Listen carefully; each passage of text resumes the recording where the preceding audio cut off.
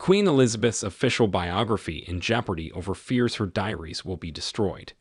One of the late Queen Elizabeth's closest royal aides has been entrusted with sorting through her royal papers, but an expert fears the documents may never see the light of day.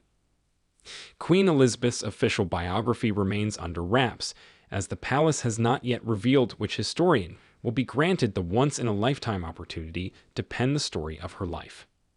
But King Charles appears to be moving in the right direction, as earlier this year, he entrusted one of the late Queen's most trusted aides with sorting through the former monarch's personal papers and correspondence. Paul Wybrew, nicknamed Tall Paul for his impressive height of 6'4", served the late Queen for 44 years and was one of her most loyal members of staff. Though he has retired, he spends 2 days a week cataloging the Queen's handwritten diary and treasure trove of documents.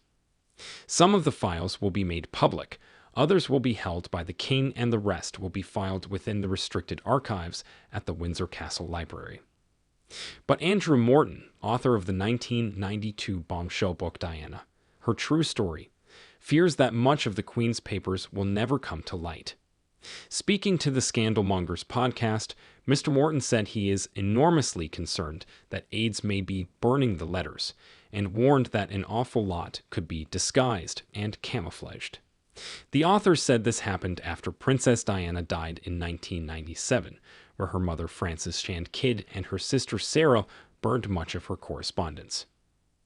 Chatting to fellow historians Andrew Lowney and Phil Craig, Mr. Morton said, "We have 2 major biographies about to be commissioned, one on Prince Philip and one on Her Majesty the Queen. Who will be chosen? Don't know. Who's going through the archives?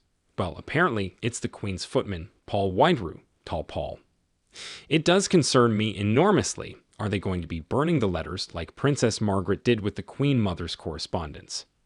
Like the Spencer family did? Like Sarah McCorquodale and Frances Shand Kidd did with Diana's correspondence? They even burnt the ink jotters that she had."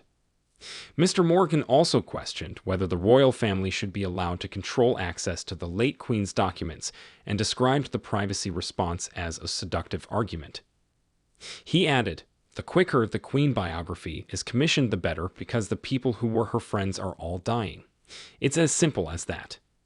It comes after royal biographer Andrew Lowney was blocked from finding out if Scotland Yard ever investigated Virginia Giuffre's allegations against Prince Andrew. The Met replied, "We cannot confirm or deny whether information is held in relation to any allegations from this individual."